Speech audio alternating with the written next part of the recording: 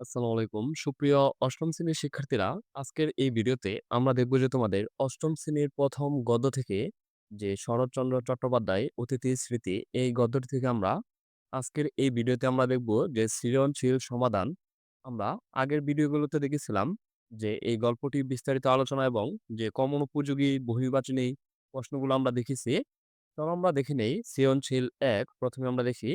তার আগে আমরা এই উদ্দীপকটি ভালো করে পড়ে নেব। চলো আমরা পড়ে নেই যে, দরিদ্র বর্গাচাষী গফুরের অতি আদরের একমাত্র ষাঁড় মহেশ, কিন্তু দরিদ্রের কারণে ওকে ঠিকমতো খড়-বিচুলি খেতে দিতে পারে না। জমিদারের কাছে সামান্য খড় ধার চেয়েও পায় না। নিজে না খেয়ে থাকলেও গফুরের দুঃখ নেই, কিন্তু মহেশকে খাবার দিতে না পেয়ে তার বুক ফেটে যায়। সে মহেশের গলা জড়িয়ে কাঁদতে কাঁদতে বলে, মহেশ, তুই আমার ছেলে, তুই আমাদের ৮ সন প্রতিপালন করে বুড়ো হয়েছিস। তোকে আমি পেট পুড়ে খেতে দিতে পারিনে, কিন্তু তুই তো জানিস আমি তোকে কত ভালোবাসি। মহেশ প্রত্যুরে গলা বাড়িয়ে আরামে চোখ বুজে থাকে।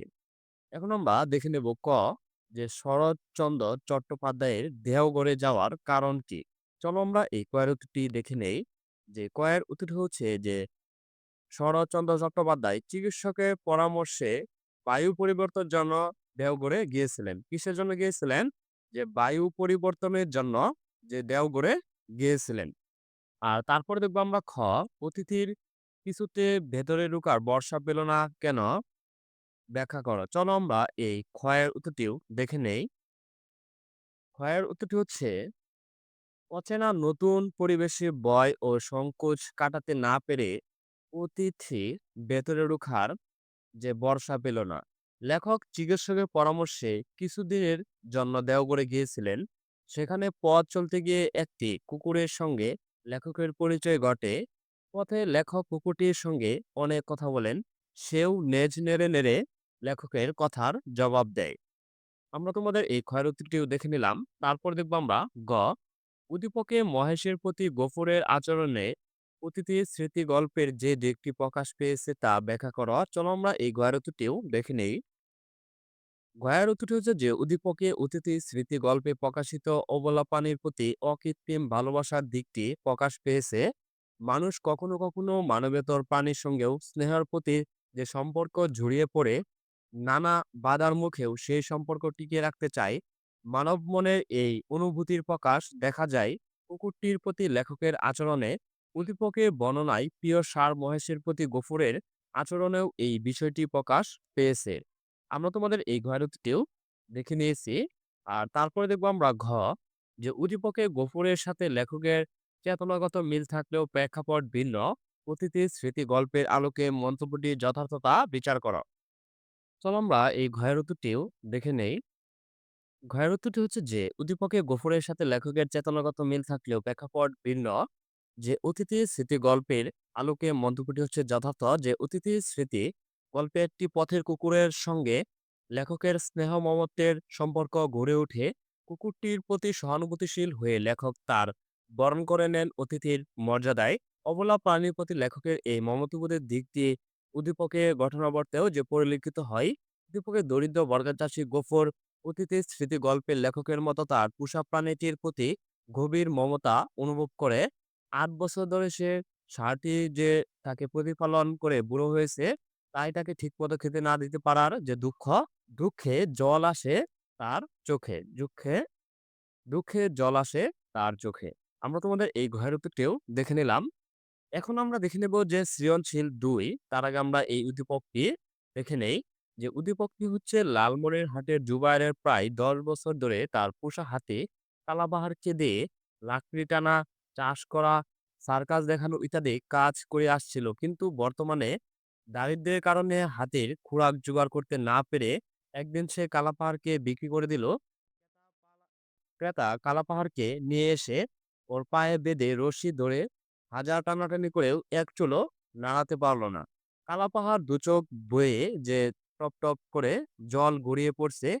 পরদিন খদ্দের বেশি লোকজন নিয়ে আসে কালাপাহাড়কে নিয়ে যাওয়ার জন্য, কিন্তু ভোরবেলা জুবায়ের দেখে যে কালাপাহাড় মরে পড়ে আছে। হাউমাউ করে চিৎকার করে আর বলে, "ওরে আমার কালাপাহাড় অভিমান করে তুইও চলে গেলি।" এখন আমরা এই ৪ টি প্রশ্ন সমাধান করব। ১ম এ আমরা দেখে নেব শরৎচন্দ্র চট্টোপাধ্যায় কলকাতা বিশ্ববিদ্যালয় থেকে কোন পদক লাভ করেন? চলো আমরা এই কয়ের উত্তরটি দেখে নেই। যে কয়ের উত্তরটি হচ্ছে যে কলকাতা বিশ্ববিদ্যালয় থেকে যে শরৎচন্দ্র চট্টোপাধ্যায় জগাত্তারিণী যে স্বর্ণপদক লাভ করেন।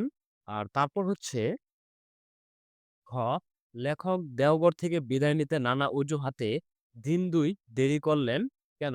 ব্যাখ্যা করো। চলো আমরা এই ক্ষয়ের উত্তরটিও দেখে আসি।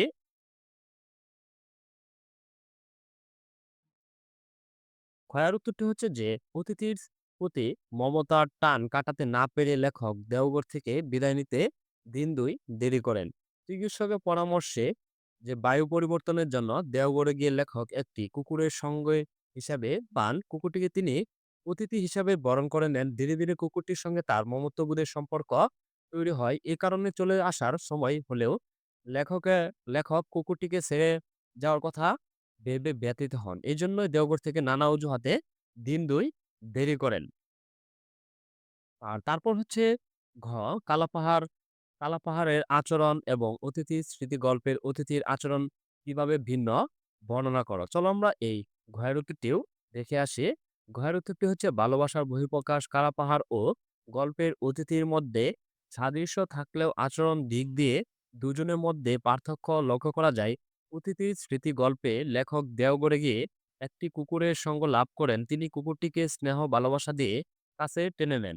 কুকুরটিও তার ভালোবাসা পেয়ে ব্যস্ততা স্বীকার করে। আবার বাড়িতে এসে তার খোঁজ করে পথের ধারে তার জন্য অপেক্ষা করে।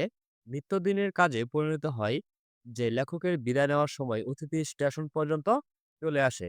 অধ্যাপকের জুবায়ের সঙ্গে তার পোষা প্রাণী কালাপাহাড়ের সম্পর্ক প্রায় ১০ বছরের। যে সঙ্গত কারণেই তাদের মধ্যকার সম্পর্ক যে গভীরতা আরো বেশি হয়।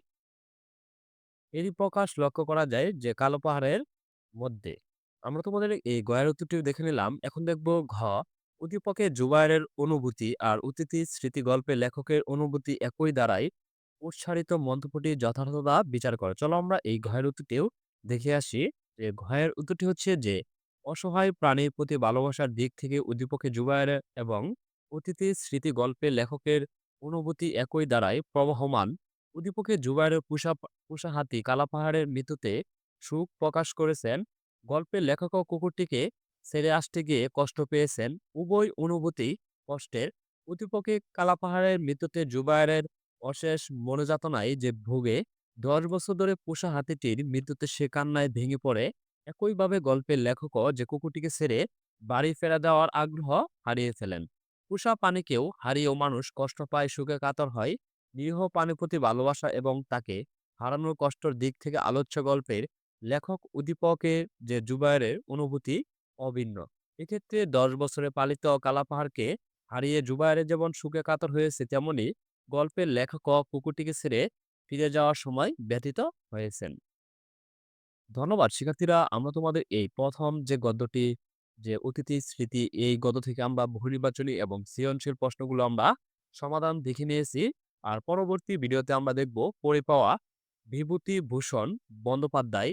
এই অধ্যায়টি আমরা বিস্তারিত আলোচনা করব এবং এই অধ্যায় থেকে তোমাদের পরীক্ষার মধ্যে কমন উপযোগী যে বহু নির্বাচনী এবং অনুগমন প্রশ্নগুলো আমরা দেখব এবং পরবর্তীতে আমরা তোমাদের সৃজনশীল এবং প্রত্যেকটি অধ্যায় আমরা ভেঙে ভেঙে আলোচনা করার চেষ্টা করব ইনশাআল্লাহ।